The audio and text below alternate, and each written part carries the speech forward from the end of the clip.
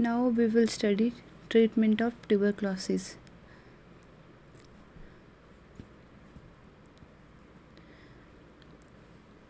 Specific chemotherapy as well as general and specific supportive measure.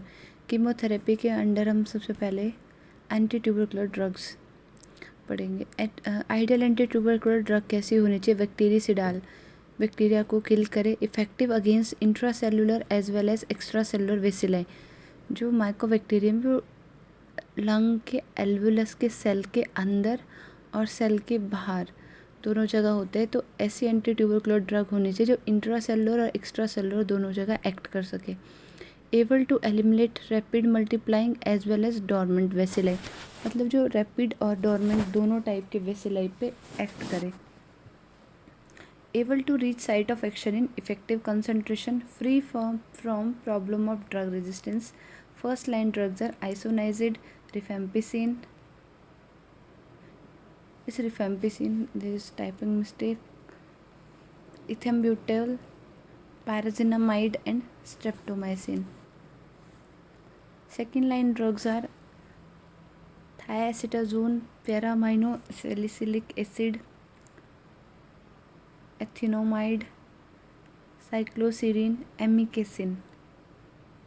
Newer drugs are ciprofloxacin, ofloxacin, clarithromycin and azithromycin. So GI infection में mostly हम कई बार ciprofloxacin use कर लेते हैं, but ciprofloxacin जो है एक रिज़र्व मेडिसिन रहनी चाहिए, उसको ज़्यादा यूज़ नहीं करना चाहिए. बिकॉज फ्यूचर में अगर एंटी ट्यूबरकुलर ड्रग हम उसको यूज़ कर सकते हैं in multi drug resistant TB.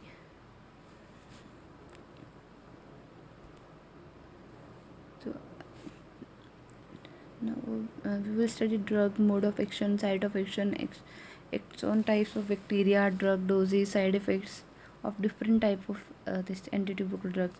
आइसोनाइजाइड जैसे बैक्टीरिसिडाल है, इंट्रासेलुलर एक्स्ट्रासेलुलर वर्क करती है, फास्ट और स्लो एक्टिंग बोथ टाइप के बैक्टीरिया को किल करती है. Dose is 5 to 10 mg per kg. Side effects are peripheral neuritis, hepatitis, साइकोसिस.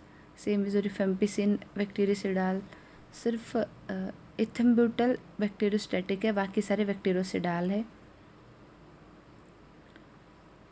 और एंटी ट्यूबरकुलर ड्रग को यूज़ करते हुए हमें ये ध्यान रखना है कि जो हेपेटाइटिस जो है एक मेन साइड इफ़ेक्ट्स है, तो जो पेशेंट एंटी ट्यूबरकुलर ड्रग्स पे उनके LFT जो है टाइम टू टाइम जो है रिपीट करना चाहिए.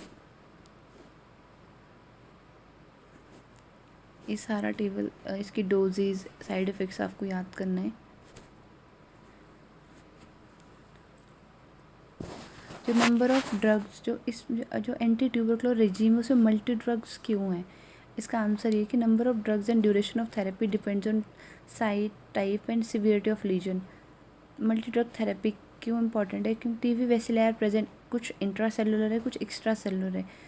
कोई ड्रग इंट्रासेलुलर इफेक्ट करती है, कोई एक्स्ट्रा सेलुलर. सिर्फ रिफेम्पिसिन है जो इंट्रासेलुलर एक्स्ट्रा सेलुलर जो है दोनों पे इफेक्ट करती है. Primary resistance to many drug is unlikely. Effectivity is ensured even the bacilli are naturally resistant to 1 or 2 drugs. If facilitate rapid vacillary clearance, prevent development of secondary resistance.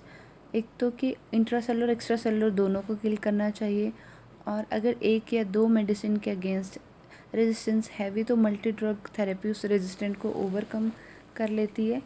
और multi drug therapy जो वेसिलरी clearance fast करती है और secondary resistance को prevent करती है. तो anti tubercular therapy as RNTCP and approved by IAP 2012 के अकॉर्डिंग जो है RNTCP revise national tuberculosis control programme के अंडर जो है न्यू केसेस को क्या दें. अगर स्मीयर पॉजिटिव पल्मोनरी टीबी है तो 2HRZE मीन्स 2 month तक उनको ये देना है आइसोनाइजाइड, रिफेम्पिसिन, पैराजिनामाइड एंड इथेम्ब्यूटल. और नेक्स्ट 4 month में सिर्फ कॉन्टिन्यूशन फेज में सिर्फ 4HR 4 month. H mean isoniazid, R से रिफेम्पिसिन. तो जो पहला फेज़ है 2 month का उसको बोलते हैं इंटेंसिव फेज़, नेक्स्ट फेज़ को बोलते हैं कॉन्टिन्यूशन फेज़. और जो प्रीवियसली ट्रीटेड केसेस थे, जो ट्रीटमेंट फेलियर की वजह से फिर से टीबी हो गया या फिर रिलैप्स डिफ़ॉल्टर है जो मेडिसिन नहीं ले रहे हैं या फिर रीट्रीटमेंट जिसकी कर रहे हैं, उनमें 2SHRZ 2 मंथ तक एस स्ट्रेप्टोमाइसिन, आइसोनाइजाइड, रिफेम्पिसिन, पैराजिनामाइड और इथेम्ब्यूटल जो है 2 मंथ्स तक प्लस 1 मंथ तक ये लेना है HRZE, आइसोनाइजाइड, रिफेम्पिसिन, पैराजिनामाइड और इथेम्ब्यूटल, और 5 मंथ तक HRE, आइसोनाइजाइड, रिफेम्पिसिन और इथेम्ब्यूटल 5 मंथ तक। तो ऊपर वाला जो न्यू केसेस है वो 6 मंथ ड्यूरेशन का और नीचे वाला जो है 8 मंथ ड्यूरेशन का है प्रीवियसली ट्रीटेड केसेस में। अगर किसी पेशेंट को 8 वीक्स मीन्स 2 मंथ के इंटेंसिव फेज़ के बाद भी इम्प्रूवमेंट नहीं है तो इंटेंसिव फेज़ को 1 मंथ और एक्सटेंड करते हैं। Continuation phase must be extended for 3 months in CNS osteoarticular miliary tuberculosis. मतलब जो कंटिन्यूशन फेज है 4 मंथ का है वो 3 मंथ हम और एक्सटेंड कर सकते हैं। अगर फिर से पुअर रिस्पॉन्स है तो 3 मंथ और एक्सटेंड कर सकते हैं। Routine LFT is not necessary but time to time should be repeated. Appearance of jaundice for more than 2 time rise in SGPT is hepatotoxicity.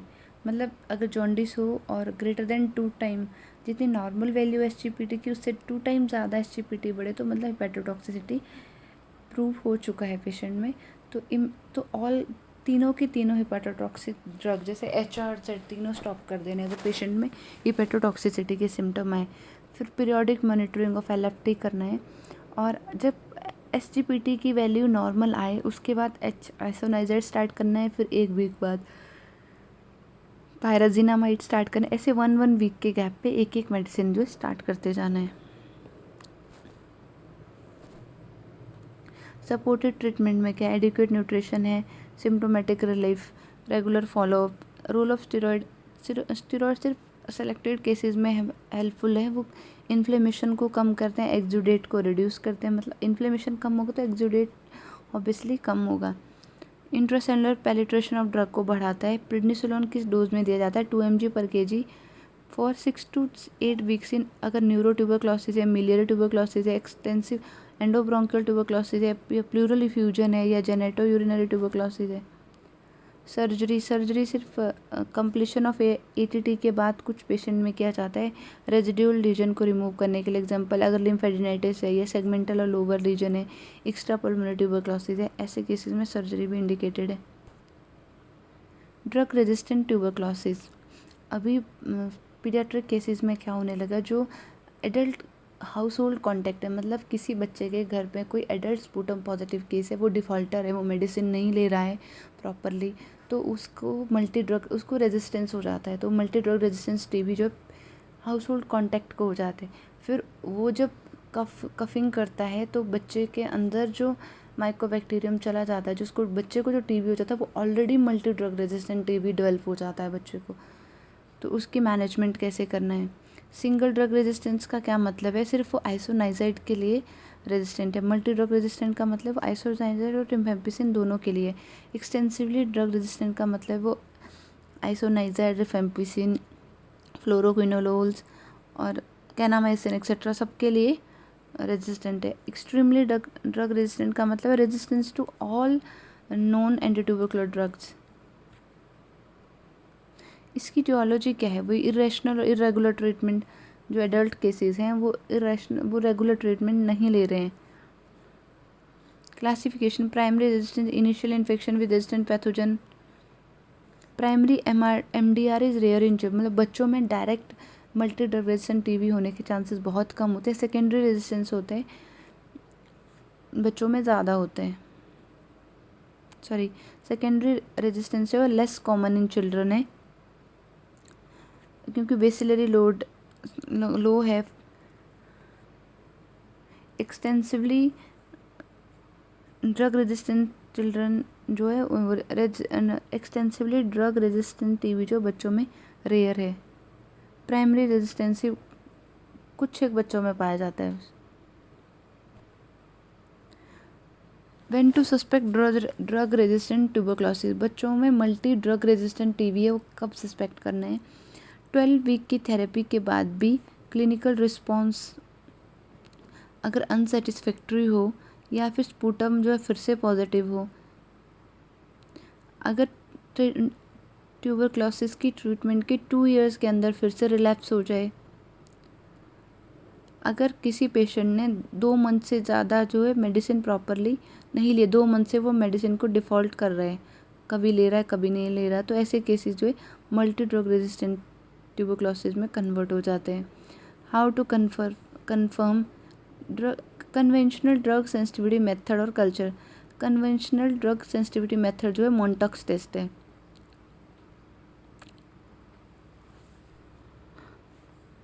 और जो रिफेम्पिसिन रेजिस्टेंट है वो एक्सपर्ट एमटीवी में क्या करते हैं, कोई भी सैंपल है जैसे गेस्ट्रिक लवाज या स्पूटम, उससे पहले माइकोबैक्टीरियम को आइसोलेट करते हैं, फिर उसकी पॉलीमरेज चेन रिएक्शन से उसके जेनेटिक मटेरियल को स्टडी करते हैं और देखते हैं कि जेनेटिक म्यूटेशन तो नहीं इसमें रिफेम्पिसिन रेजिस्टेंस का। एमडीआर टीवी के लिए जो रेजीम है वो डिफरेंट है। इंटेंसिव फेज में 6 to 9 मंथ का है, वो 6 ड्रग्स है, कैनामाइसिन, पायराजेनामाइड एक्सेट्रा। और कंटिन्यूशन फेज जो 18 मंथ का है, वो जहाँ पे 2 और 4 मंथ के थे। इंटेंसिव फेज जो है नॉर्मल टीवी में 2 मंथ का था, कंटिन्यूशन फेज 4 मंथ का, लेकिन यहाँ पे इंटेंसिव फेज 6 to 9 मंथ का और कंटिन्यूशन फेज 18 मंथ का है, और इसमें ड्रग जो है 4 है, उसमें 2 ही ड्रग थी कंटिन्यूशन फेज में। Revise national tuberculosis control programme 1962 में WHO ने स्टार्ट किया था। इसका अचीवमेंट ऑब्जेक्टिव क्या था? To achieve at least 85% cure rate in infectious cases through supervise short term chemotherapy, augment of case finding activities through quality sputum microscopy to detect at least 70% of estimated cases, promote information, education and communication activities as well as operational research with involvement NGO and volunteer workers. Operational aspect introduced in phase-wise manner, currently covering more than 80% population. Passive case finding, sputum की screening of suspected cases at designated RNTCP centers, each covering 1 lakh population. Directly observed therapy short term जो dots है, पहले तो हम passive case finding करेंगे suspected cases में, फिर जो पॉजिटिव है उनको डॉट्स देंगे। डॉट्स का फुल फॉर्म क्या है? Directly observe therapy short term to all detected cases, recently modified at DOTS plus to include guideline for treatment of drug resistant tuberculosis. Means पहले हम डॉट्स देते, सिर्फ मेडिसिन देते, अब डॉट्स प्लस बोला गया। प्लस किस लिए? अब गाइडलाइन भी इंक्लूडेड की गई है।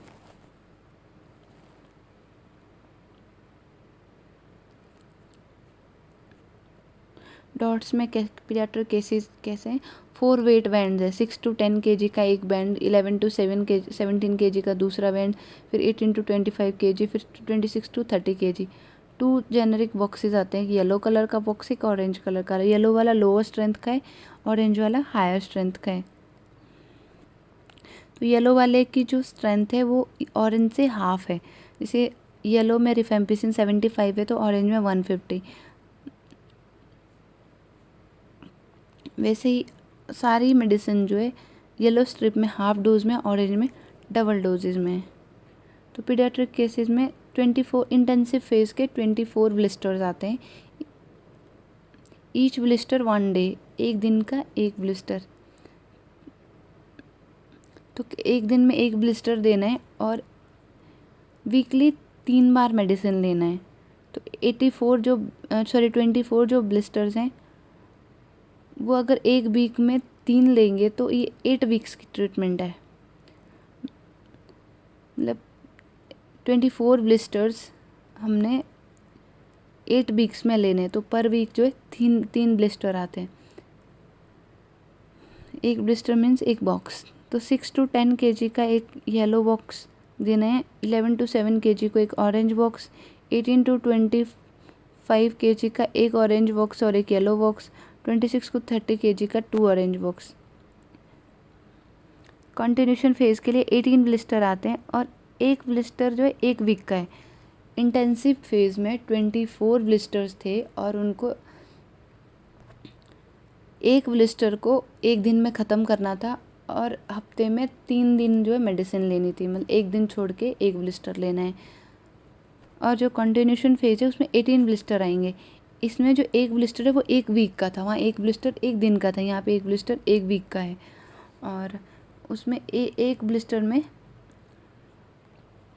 ईच ब्लिस्टर में 3 एंटी ट्यूबरकुलर ड्रग्स हैं, 4 पायरिडॉक्सिन है। मतलब एक ब्लिस्टर में 7 टैबलेट्स हैं, 3 उसमें एंटी ट्यूबरकुलर ड्रग्स और 4 पायरिडॉक्सिन है। तो 3 दिन एंटी ट्यूबरकुलर ड्रग्स आएंगी, फिर 4 दिन जो है पायरिडॉक्सिन आएगी।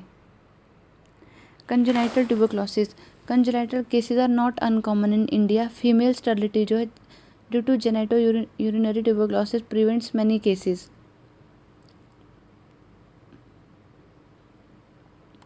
Mode of infection transplacental aspiration of infected amniotic fluid, clinical symptom asymptomatic या न्यूनेटल सेप्टिसीमिया ड्यूरिंग 2nd और 3rd week of life.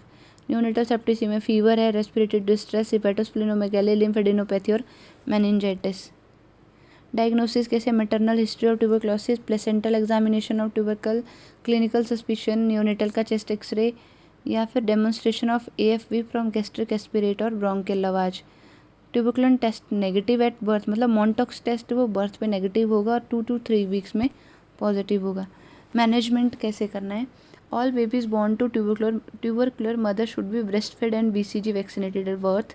Babies with normal chest x ray at birth, single dose of chemoprophylaxis with isoniazid into 6 month. 6 month के लिए baby को daily जो है isoniazid देना है। Babies with abnormal chest x ray at birth 2 HRZD plus 4H, पूरा उसको anti tubercular regime देना है अगर उसके चेस्ट एक्सरे में कुछ एबनॉर्मेलिटी है तो। Simultaneous treatment of mother should be ensured. Prevention, early diagnosis and treatment of TB in pregnant women. Streptomycin due to risk of vestibular damage in newborn is contraindicated in pregnancy, मतलब mother को streptomycin नहीं देना है। Pyrazinamide should be avoided in mother. Thank you.